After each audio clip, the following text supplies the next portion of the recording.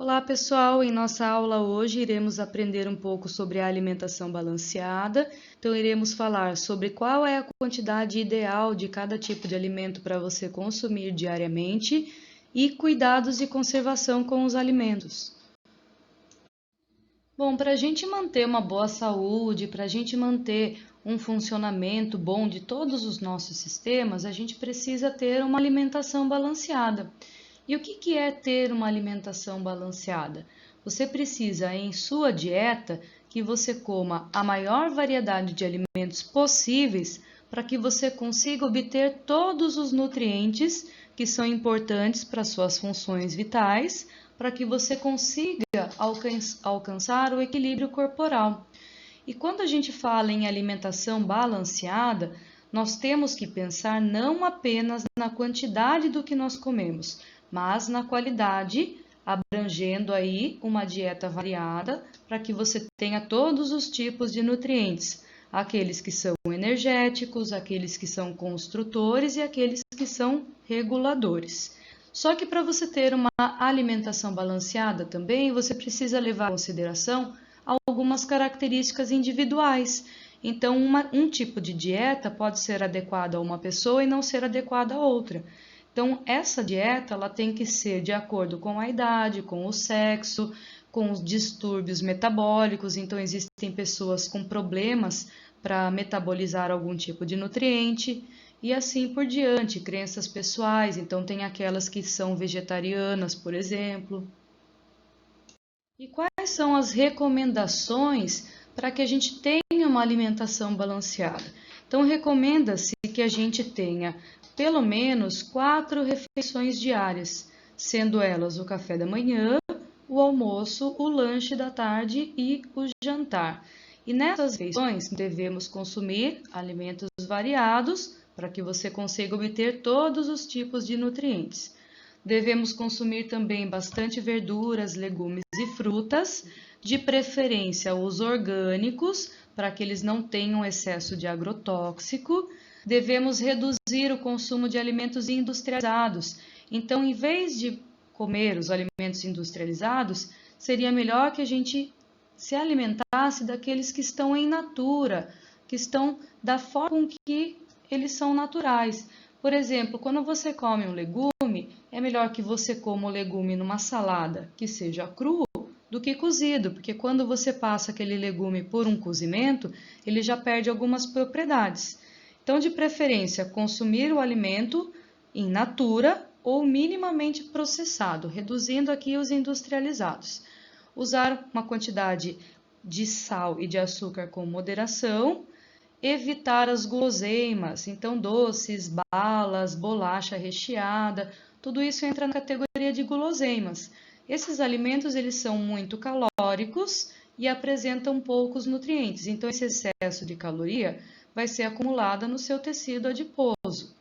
Nós devemos também consumir em média 2 litros de água por dia, lembrando que a água ela também auxilia no transporte de todos os nutrientes dentro da corrente sanguínea. E quais são as quantidades, as porções adequadas para cada tipo de alimento? Então, nesse gráfico aqui, nós temos carboidratos, proteínas, frutas e vegetais. Então, se você reparar aqui, ó, metade do que a gente deve consumir no dia tem que ser de carboidratos e proteínas, na mesma proporção. Então, o ideal no seu consumo diário é que 25% dos seus alimentos sejam carboidratos e 25% sejam proteínas. E dentre os seus carboidratos, seria melhor ainda se aqueles que são formados por grãos serem grãos integrais. Então, por exemplo, se você for comer uma massa, que seja uma massa integral. No caso das proteínas, você teria que consumir 25%. E melhor ainda se essas proteínas forem proteínas de carnes magras, tá? Ou proteínas que vêm de leguminosas, de castanhas, que têm uma baixa quantidade de lipídios. Aqui nós colocamos como 35% em média o consumo de vegetais.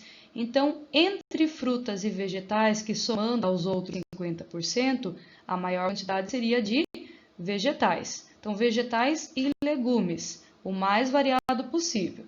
E nas frutas que estão representando 15%, as diversidades de cores, tá? Então, quanto mais frutas coloridas você consumir, mais são as vitaminas e os sais minerais que você vai adquirir. Então, você também tem que consumir óleos saudáveis, que entra nessa categoria aqui, e esses óleos seriam os óleos vegetais, principalmente o azeite de oliva e o óleo de canola. E nós temos a água, que, como eu já disse no slide anterior, você tem que consumir em média 2 litros por dia. Além de ter uma alimentação balanceada, uma alimentação saudável, a gente precisa ter cuidado com os alimentos que a gente consome. Então, a gente tem que pensar na seleção desses alimentos e na higienização dos alimentos. Então, quando você for escolher um alimento, você vai selecionar aquele que tem as melhores propriedades, as melhores características. Antes de consumir, você precisa higienizar da melhor forma possível. Os produtos naturais ou aqueles que são industrializados, que a gente vai comprar, deve vir de um local que tenha boa procedência. O que é um local de boa procedência? É aquele que respeita todas as normas da vigilância sanitária, é aquele que faz a armazenagem do produto de forma correta, é aquele que preza pela qualidade do seu alimento. Tá? Pensando em alimentos crus, você precisa ter um pouquinho mais de cuidado. Além da procedência confiável desse alimento, você tem que consumir ele fresco. Então, vai consumir um alimento cru, não pode comprar esse peixe hoje e consumir daqui 3 dias. Então, você vai consumir ele no dia que você comprou, porque ele precisa estar fresco. E quando você vai adquirir um alimento, você tem que escolher bem esse alimento, né? Quais são as características que você vai observar em cada categoria de alimento que eu coloquei aqui? Então, quando você for escolher um vegetal, você vai ter que observar se ele está amolecido, murcho ou escurecido. Isso aqui indica um processo de decomposição acelerado, então você não vai comprar esse alimento. Se tiver com furos na superfície, indica que existe a presença de larvas, você também não quer um alimento assim. Em relação à carne, você tem que prestar atenção na coloração. Então, não pode ter uma coloração escura nem esverdeada. Também tem que pensar no odor. Então, se tiver um odor desagradável, não compre a carne também. A consistência deve ser firme, porém macia. E todas as carnes, elas devem vir de um local confiável, de uma boa procedência. Elas têm que vir para você com um selo ou um carimbo do Ministério da Agricultura. Esse selo, esse carimbo, garante que aquela carne vem de um lugar de uma boa procedência, que tem uma boa qualidade, porque foi fiscalizado por esse órgão aqui. No caso dos peixes, você tem que prestar atenção no odor, né? Então, tem um odor estranho, não compre o peixe. Tem que olhar as escamas, então se as escamas estiverem soltando, isso indica que o peixe já está num processo acelerado de decomposição. Os olhos devem estar cheios, brilhantes. Se estiver murcho, também está em decomposição acelerada. As brânquias precisam estar numa coloração vermelhinha clara. Então, se tiver numa coloração diferente aqui, também considere um estágio avançado de decomposição. E a carne deve ser firme e macia também. Em relação aos produtos industrializados, tem que pensar na embalagem. Essa embalagem ela tem que estar intacta. Se for um enlatado, principalmente, não pode estar amassada a lata, enferrujada, estufada, ou qualquer tipo de embalagem não pode estar suja e não pode estar rasgada, furada, violada. Quando você vai consumir um alimento industrializado do tipo enlatado, é importantíssimo você lavar a lata antes de abrir, porque na hora que você vai abrir com o abridor de latas, o abridor entra em contato com a superfície e se a superfície estiver contaminada, vai contaminar o alimento dentro da lata. Então, antes de abrir, lavar as latas. Falando agora sobre a produção de alimentos, nós temos 2 casos aqui. Então, alimentos de origem vegetal e alimentos de origem animal. Quando você pensa em produção de alimentos, a gente vai pensar de maneira geral em larga escala. Então, um produtor rural, por exemplo, quando ele vai produzir o seu vegetal, os seus legumes, as suas verduras, as suas frutas, no processo de produção, os produtores vão utilizar uma grande quantidade de fertilizantes e uma grande quantidade de agrotóxicos. Ah, mas para que o agrotóxico?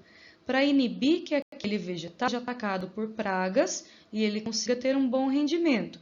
Quando você consome um produto de origem vegetal com muito agrotóxico, você não consegue eliminar todo esse agrotóxico apenas lavando aquele produto.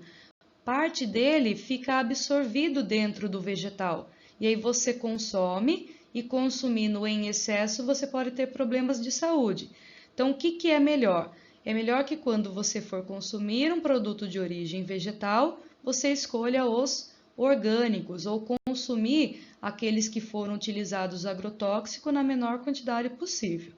Em relação aos produtos de origem animal, também é utilizado um composto, só que nesse caso aqui é o antibiótico, e quando nós consumimos em grande quantidade carnes de origem animal com muito antibiótico, isso também pode prejudicar a nossa saúde. Também existe como alternativa as carnes orgânicas. Então, tanto os vegetais orgânicos quanto as carnes orgânicas não vão ter esses produtos. Então, vegetais não vão ter agrotóxico e as carnes não vão ter antibióticos.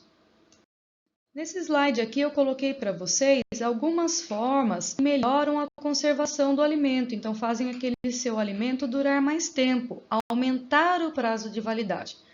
Na nossa casa a gente consegue fazer isso através do congelamento. Então quando você coloca lá o seu alimento no freezer, no congelador, que tem uma temperatura abaixo de 0 graus Celsius, o seu alimento vai durar mais. Por quê? Porque nessa temperatura os micro-organismos que fazem a decomposição do alimento, eles não sobrevivem por muito tempo e o seu alimento dura mais. Existe um processo também chamado de pasteurização, que é muito utilizado na produção de leite. O que é a pasteurização? Você coloca aquele produto em alta temperatura e logo em seguida abaixa muito a temperatura. Então você dá um choque térmico de alta temperatura e de baixa temperatura. Então, promove a eliminação de micro-organismos que vivem em baixas temperaturas e micro-organismos que vivem em altas temperaturas. Também pode ser utilizado os conservantes químicos. Esses conservantes químicos, eles vão evitar a proliferação de micro-organismos naquele alimento e aquele alimento vai durar mais tempo. Uma categoria de conservantes aqui, nós temos os aditivos. Aditivos são colocados em um alimento para realçar o sabor, a cor, o cheiro, a textura, para que aquele alimento ele fique mais atraente aos nossos olhos, para que ele seja consumido. Só que o excesso de conservantes, o excesso de aditivos, podem prejudicar a nossa saúde, provocando o que a gente chama de hipersensibilidade alimentar, que seriam, por exemplo, as alergias alimentares e as intolerâncias alimentares. Então, isso é provocado principalmente pelo excesso de consumo de produtos que têm conservantes e aditivos. Existe um outro processo para melhorar a conservação dos alimentos, que é a desidratação. Desidratação é a retirada da água do alimento. Então, aquele alimento ele é submetido a um processo de secagem para que a água evapore. Ah, mas por que isso conserva o alimento? Porque os micro-organismos não sobrevivem em um local que não tenha água. Então, não tendo água, não tem o micro-organismo e o alimento dura mais tempo. Agora aqui nesse slide eu vou falar para vocês sobre uma dieta diferente aí, né? Uma dieta chamada vegetarianismo. Hoje em dia nós temos 4 tipos de vegetarianismo. Todos eles, pessoal, têm uma coisa em comum, que é o não consumo de carne. Então, quando eu falo em vegetariano, o vegetariano não consome carne. Mas aí nós temos o ovo-lacto vegetariano, que ele consome ovo e ele consome leite e derivados de leite, que é o que significa essa palavra lacto. Então, o ovo-lacto vegetariano, ele não consome carne, mas consome ovo e consome leite e derivados. O lacto-vegetariano, ele consome o leite e derivados e não consome carne. E também não vai consumir o ovo, que não tem aqui, como teria no ovo lacto-vegetariano. O vegetariano estrito, ele não se alimenta de nada que venha de origem animal. Então, não come carne, não come ovo, não come leite e derivados de leite, nada na alimentação de origem animal. O vegano, ele é um pouquinho mais além. Além de ele não consumir nenhum alimento que tem origem animal, ele também não utiliza nenhum produto de origem animal, ou também nenhum produto que foi testado em animais.